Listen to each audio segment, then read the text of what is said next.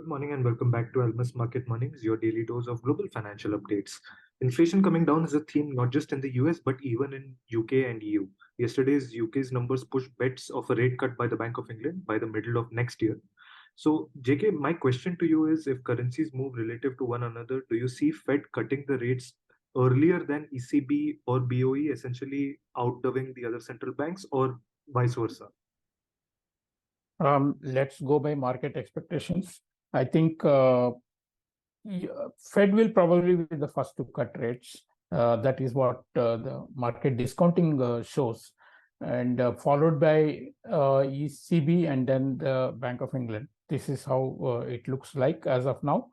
But these are very dynamic, and if the inflation resurfaces, things can change. And also because US economy is not cooling as much as it was anticipated to. We had more evidence of it yesterday. The retail sales numbers which came yesterday fell. It was expected to fall, but it fell much less than expected. Consumption is still quite strong, and on a year-on-year basis, it was still increasing at 2.5% this year. And most importantly, the retail control group sales that directly feeds into GDP calculation was up again with the revision in higher in September. So another important number that came was the Empire State Manufacturing Survey, which indicated modest business activity growth in New York. And the index was at 9.1 in November versus minus 4.6 in October, even though it was expected at minus 2.8. So another indication. Of course, the PPI coming lower was not a surprise because with inflation falling steadily as per the CPI, the PPI number also showed a deceleration, falling 0.5% in October. And that was the biggest decrease since April 2020 as well. The decline was mainly in the final demand of goods, which fell by 1.4%, whereas the services prices remained steady. So the US economy is not giving a picture of, it's slowing down substantially, that, consumption will fall off and inflation will keep falling. I think Fed, even the member statements, have also been still on a guarded side. We, of course, will have another 5 speeches today by Fed members, and we'll have to scrutinize those numbers quite closely to assess whether what I stated earlier in the sequence of rate cuts would work out or not. In the meantime, we have more evidence of Eurozone weakness. Industrial production fell 1.1% in September in Europe, and that was worse than 0.9% fall that was expected. And in Germany, the wholesale price index took their sharpest fall in almost 3.5 years in October.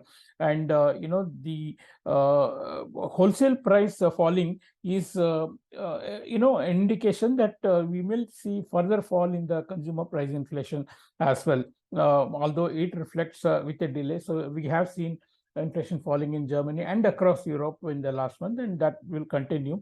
More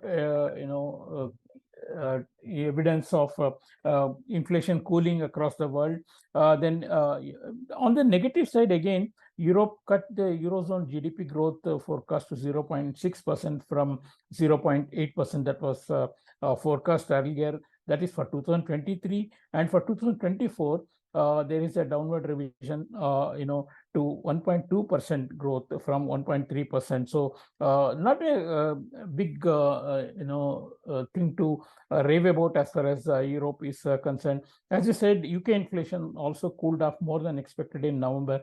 The headline inflation, in fact, came at 4.6% on a year-on-year versus 4.8% that was expected. And last month it was at 6.7%. So yes, but again, we have seen one of the BOE official still being guarded about whether this indicates victory over inflation. So there's still a lot to look for as far as the inflation developments are concerned before we conclude when we can expect the rate cuts. Yes, it's a good development, and some analysts do say that the main transitory factors. In fact, it was Lawrence Summers who said that the transitory factors which affect the supply side push to inflation have actually eased off, and we can expect more easing in the inflation.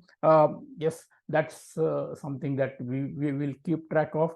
But yes, the growth also needs to moderate on the consumption demand. Demand side is something that needs to be addressed as well. So that is where the Fed officials keep remaining guarded. In the meantime, market is assuming Goldilocks scenario for USA, growth intact, inflation falling, and that is something I would say they're going overboard.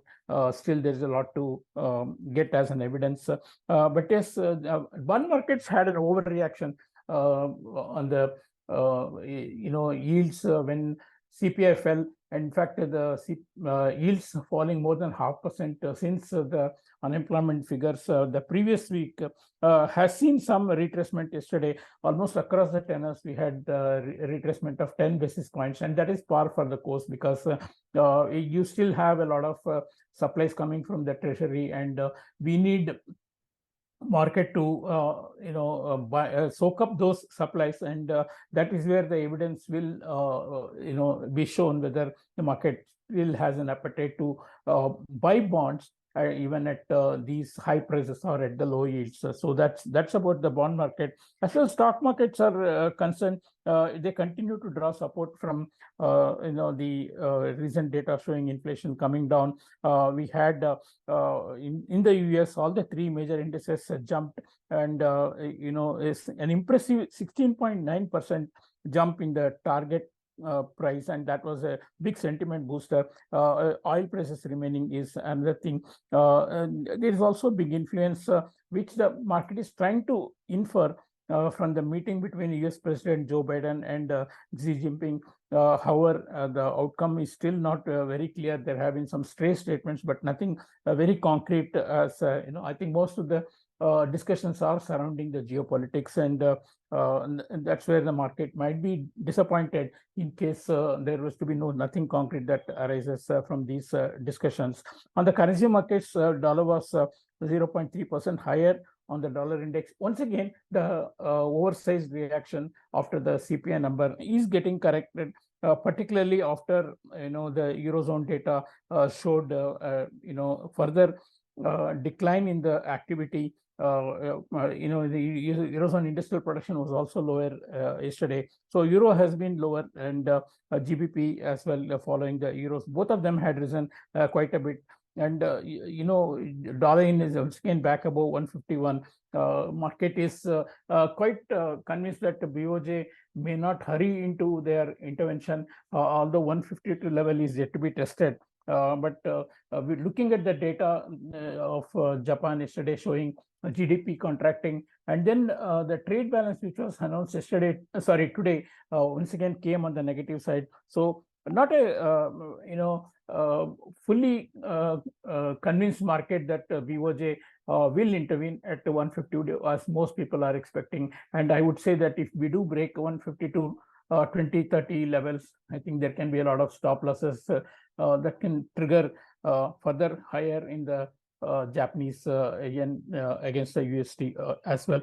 So on the rupee, we did have some positive reaction to 83 in the early trades, but once again, as we have seen for the past several months and weeks, demand came quite strongly at those levels, and we did push above 83.10 within a few hours of trading. And then came the jolt from the merchandise trade deficit, which surged to a record of 31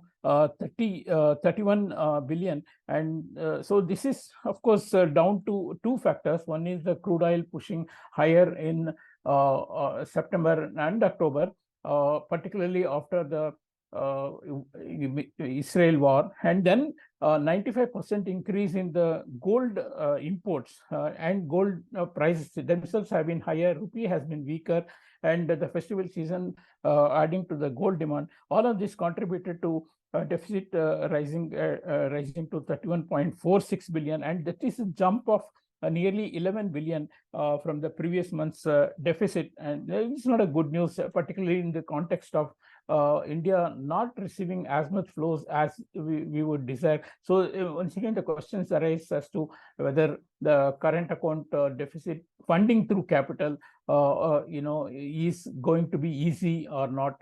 And of course, one may say that these were one-off factors. The gold imports may not be as high as this in the coming months, but we certainly we are looking at oil prices and the rupee, which is trading at its weakest level, contributing to some higher deficit as well. So we need to wait for data in the coming months to see whether this plays a bigger part in the rupee's direction. In the meantime, rupee did weaken to 83. Nearly 83.20 levels yesterday, where some selling was once again seen from the Reserve Bank. So rupee is on its own trajectory now. It's not even following the yuan, which has strengthened now and staying comfortably at 7.26.